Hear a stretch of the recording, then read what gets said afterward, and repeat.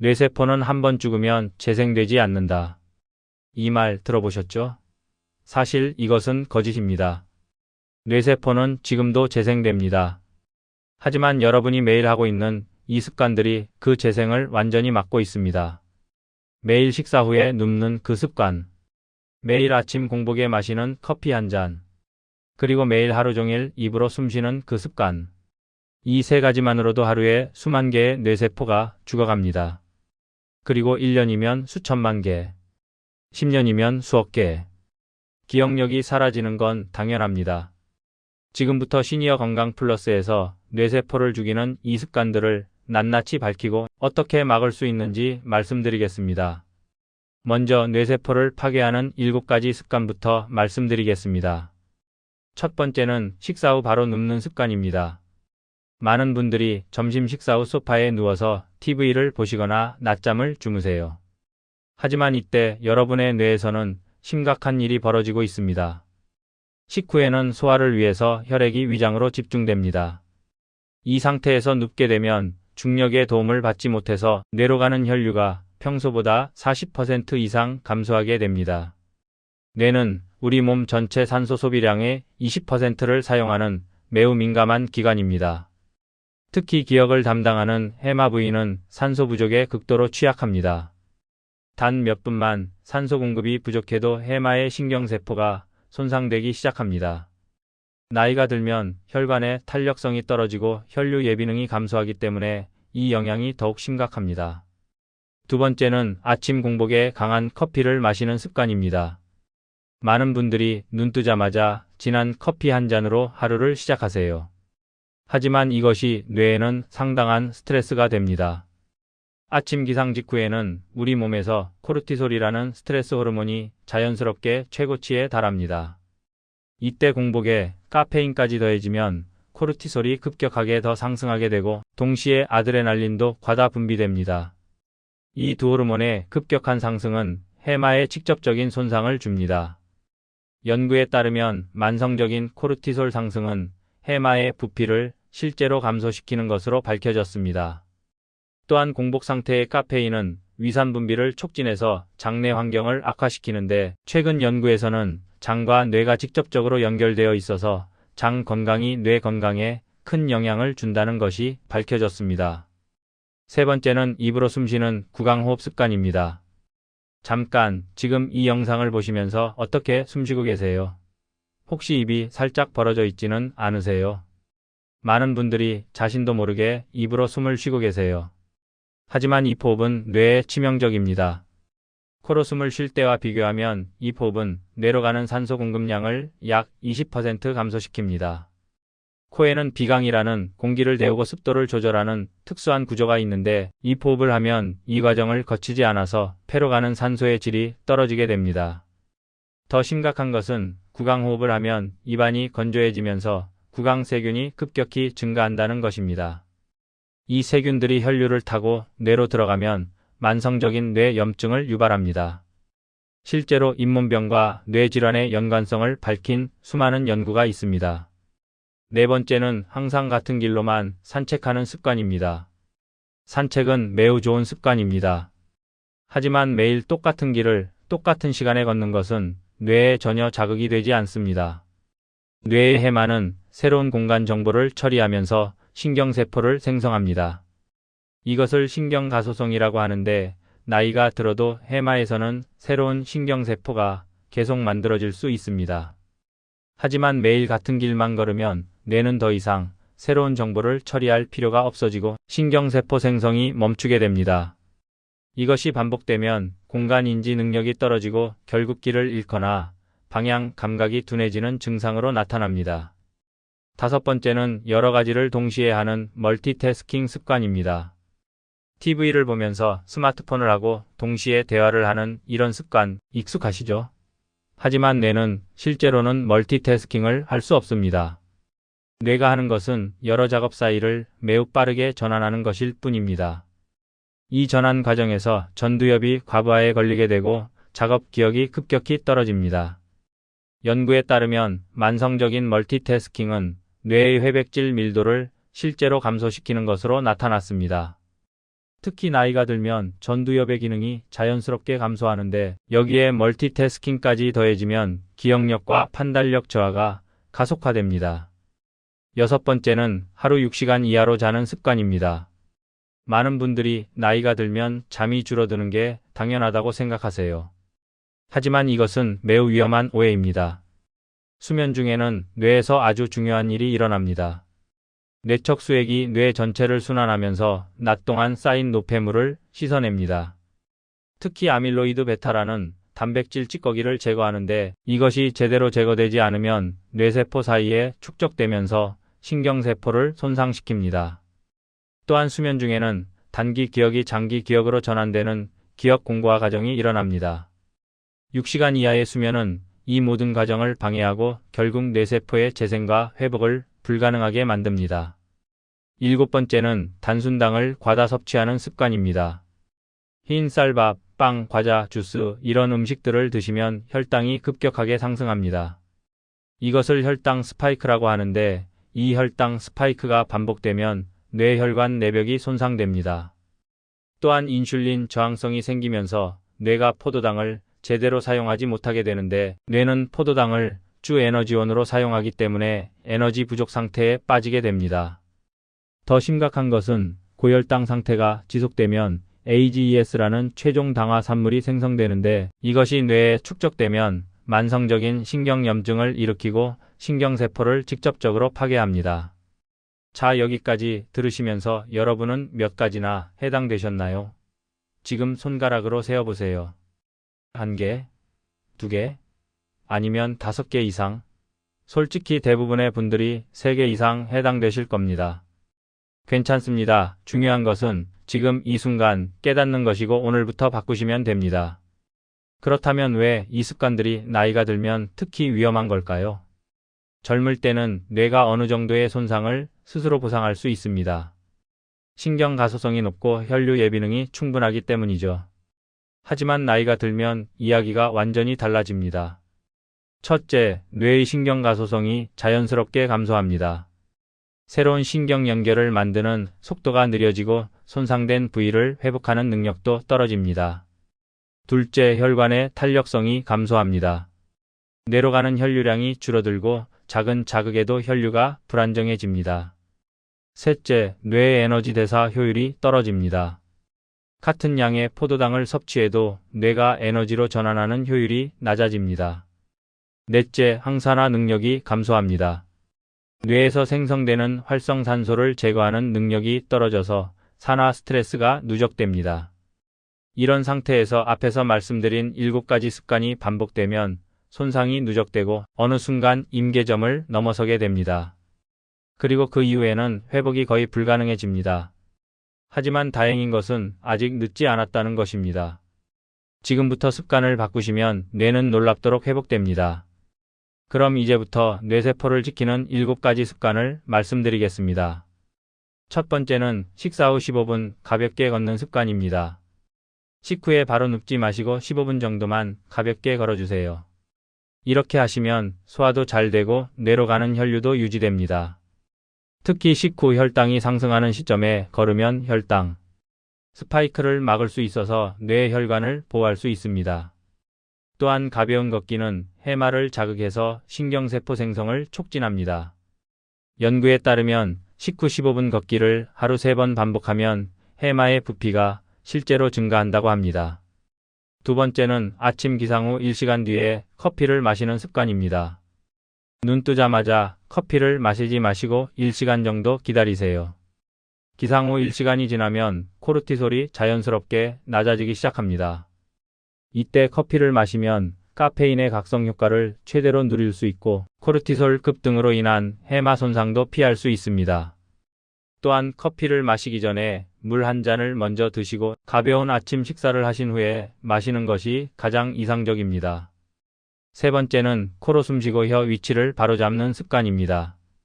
잠깐 지금 따라해 보시겠어요? 입을 다물고 혀 끝을 입천장에 가볍게 대보세요. 그리고 코로 천천히 숨을 들이쉬고 내쉬어 보세요. 들이쉬고 내쉬고 이렇게요. 느껴지세요? 뇌로 산소가 더 많이 들어가는 느낌. 이 호흡법을 하루 종일 의식적으로 유지하시면 뇌 산소 공급량이 20% 이상 증가합니다. 또한 입을 다물고 있으면 구강이 건조해지지 않아서 세균 번식을 막고 뇌 염증을 예방할 수 있습니다. 특히 잠잘 때도 입을 다물고 주무시도록 의식하시면 수면의 질도 훨씬 좋아집니다. 네 번째는 매일 다른 길로 산책하는 습관입니다. 내일부터는 산책할 때 일부러 다른 길로 가보세요. 처음 가는 골목길, 새로운 공원, 다른 방향. 이렇게 새로운 공간을 탐색하면 해마가 활발하게 작동하면서 신경세포가 새롭게 생성됩니다. 또한 다른 길을 걸으면 주변을 더 주의 깊게 관찰하게 되는데 이것이 전두엽을 자극해서 집중력과 판단력을 향상시킵니다. 일주일에 한두 번만이라도 새로운 장소를 탐험하시면 뇌가 놀랍도록 활성화됩니다. 다섯 번째는 한 번에 하나만 집중하는 습관입니다. TV를 보실 때는 TV만 보세요. 스마트폰을 하실 때는 스마트폰만 하세요. 대화를 하실 때는 대화에만 집중하세요. 이렇게 단일 작업에 깊이 집중하면 전두엽이 효율적으로 작동하고 신경 연결이 강화됩니다. 또한 깊은 집중은 작업 기억을 향상시키고 장기 기억으로의 전환도 촉진합니다. 처음에는 어려우실 수 있지만 하루 30분씩만이라도 한 가지에만 집중하는 시간을 가져보세요. 여섯 번째는 하루 7에서 8시간 규칙적으로 자는 습관입니다. 매일 같은 시간에 자고 같은 시간에 일어나세요. 그리고 하루 7에서 8시간은 반드시 주무세요. 이렇게 규칙적인 수면을 유지하면 뇌척 수액이 효과적으로 순환하면서 아밀로이드 베타를 제거하고 뇌세포를 재생시킵니다. 또한 낮 동안 학습한 정보가 장기 기억으로 전환되는 기억 공부화가 제대로 일어납니다.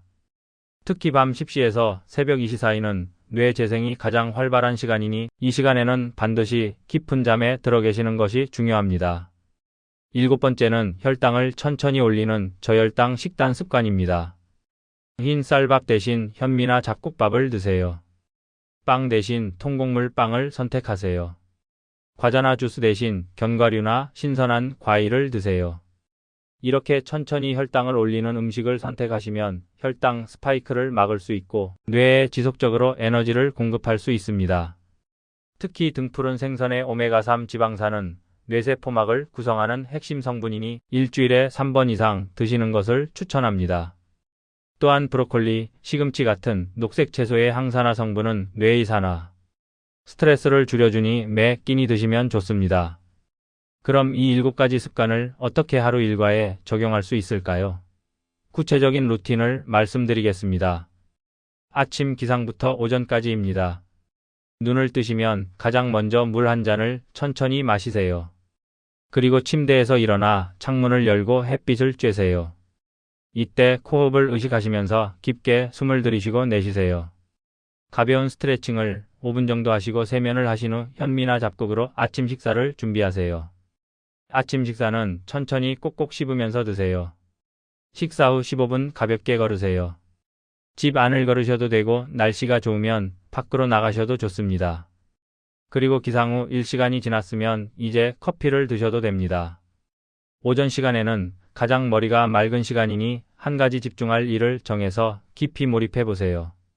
책을 읽으셔도 되고 취미 활동을 하셔도 좋습니다. 이때 TV나 스마트폰은 멀리 두시고 오직 그 일에만 집중하세요. 낮 점심부터 오후까지입니다.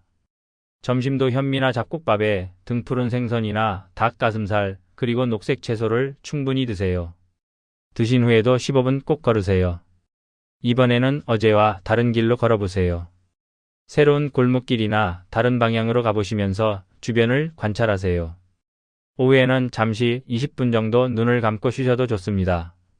단 30분을 넘기시면 깊은 잠에 빠져서 밤에 수면에 방해가 되니 꼭 20분만 주무세요. 오후 시간에는 사람들과 대화를 나누거나 가벼운 사회 활동을 하시면 좋습니다. 친구를 만나시거나 동호회 활동을 하시면 뇌가 활발하게 작동합니다. 저녁 식사부터 취침까지입니다. 식사도 마찬가지로 저혈당 식단으로 드시되 너무 과식하지 마세요. 드신 후에도 15분 가볍게 산책하세요. 이 산책은 소화도 돕고 하루의 스트레스를 풀어주는 효과가 있습니다. 밤 시간에는 TV를 오래 보시기보다는 독서를 하시거나 가족과 대화를 나누세요. 취침 2시간 전부터는 스마트폰이나 태블릿의 블루라이트를 피하시고 조명도 어둡게 하세요. 잠들기 1시간 전에는 따뜻한 물로 샤워를 하시면 체온이 내려가면서 수면에 도움이 됩니다. 그리고 매일 같은 시간에 침대에 누우세요. 누우실 때는 입을 다물고 코로 천천히 숨을 쉬시면서 하루를 정리하세요. 밤 10시에서 10시 30분 사이에는 잠들 수 있도록 준비하시면 가장 이상적입니다. 자, 여기서 잠깐 눈을 감고 상상해 보세요. 내일 아침 눈을 뜨는 순간, 침대에서 일어나 물 한 잔을 마시는 모습, 창문을 열고 햇빛을 쬐는 모습, 그리고 식사 후 새로운 길로 산책을 나가는 모습. 선명하게 그려지세요. 이렇게 미리 상상하시면 실천율이 훨씬 높아집니다. 내일 아침이 기대되지 않으세요? 그럼 여러분이 궁금하실 내용들을 미리 답변 드리겠습니다. 먼저 많은 분들이 이렇게 물어보세요. 이미 늦은 건 아닌가요? 지금부터라도 효과가 있을까요? 전혀 늦지 않았습니다. 최근 연구에 따르면 나이와 상관없이 해마에서 새로운 신경세포가 생성된다는 것이 밝혀졌습니다. 특히 운동과 새로운 학습을 통해 신경가소성을 충분히 회복할 수 있습니다. 3개월만 꾸준히 실천하시면 기억력과 집중력에서 분명한 변화를 느끼실 겁니다. 그리고 또 이런 질문도 많이 받습니다. 7가지를 모두 한꺼번에 해야 하나요? 아닙니다. 처음부터 완벽하게 하실 필요는 없습니다. 오늘 7가지 중에서 딱 하나만 선택하세요. 그리고 그 하나를 일주일 실천해 보세요. 익숙해지시면 2번째 습관을 추가하시면 됩니다. 중요한 것은 완벽함이 아니라 꾸준함입니다. 또 이런 궁금증도 있으실 겁니다. 효과는 언제부터 나타나나요? 개인차가 있지만 대부분 2주 정도면 수면의 질이 좋아지고 한 달이면 집중력이 향상되는 것을 느끼실 겁니다. 3개월이 지나면 기억력에서 확실한 변화를 체감하시고 6개월이면 주변 사람들도 여러분의 변화를 알아차릴 겁니다. 그리고 마지막으로 이런 질문도 있으세요. 가족도 함께 해야 하나요? 물론입니다. 가족과 함께 실천하시면 서로 격려하고 도와줄 수 있어서 성공률이 훨씬 높아집니다. 특히 산책이나 식사 습관은 가족과 함께 하시면 더욱 즐겁게 실천하실 수 있습니다. 그리고 여러분이 궁금하신 점이 더 있으시면 댓글로 질문해 주세요. 이런 경우는 어떻게 하나요? 현미 대신 귀리를 먹어도 괜찮을까요? 저녁 산책 대신 아침에만 걸어도 될까요? 이런 식으로 무엇이든 편하게 물어보세요. 여러분의 질문에 최대한 답변 드리겠습니다. 다른 분들도 궁금해하실 내용일 수 있으니 주저하지 마시고 남겨주세요. 오늘 말씀드린 내용 너무 많으셨나요? 괜찮습니다. 다시 한번 천천히 보셔도 되고 메모하시면서 보셔도 좋습니다. 중요한 것은 오늘 이 순간 여러분이 뇌 건강의 중요성을 깨달으셨다는 것입니다. 그리고 변화를 시작하기로 마음먹으셨다는 것입니다. 뇌는 여러분이 생각하시는 것보다 훨씬 회복력이 뛰어납니다. 어느 나이든 몇 살이든 새로운 신경세포가 만들어지고 신경 연결이 강화될 수 있습니다. 과학이 증명한 사실입니다. 오늘부터 딱 하나만 바꿔보세요. 식후 15분 걷기 또는 코흡 또는 7시간 수면 무엇이든 좋습니다. 그 하나가 여러분의 뇌를 지키는 첫걸음이 될 것입니다. 그리고 3개월 후, 6개월 후, 1년 후 여러분은 분명히 변화를 느끼실 것입니다. 더 맑은 정신, 더 나은 기억력, 더 높은 집중력, 그리고 더 활기찬 일상. 여러분은 할 수 있습니다. 저도 여러분을 응원합니다. 오늘 말씀드린 내용들이 여러분의 뇌 건강을 지키는데 조금이나마 도움이 되셨기를 바랍니다. 시니어 건강 플러스는 앞으로도 일반적으로 알려지지 않은 전문적인 건강 정보를 여러분께 전해드리겠습니다. 만약 오늘 내용이 유익하셨다면 구독과 좋아요로 응원해 주시면 감사하겠습니다. 여러분의 작은 관심이 더 많은 분들께 올바른 건강 정보를 전할 수 있는 힘이 됩니다. 그리고 궁금하신 점이나 다뤄주셨으면 하는 주제가 있으시다면 댓글로 남겨주세요. 최선을 다해 답변 드리겠습니다. 다음 영상에서는 여러분의 건강을 지키는 또 다른 중요한 정보로 찾아뵙겠습니다.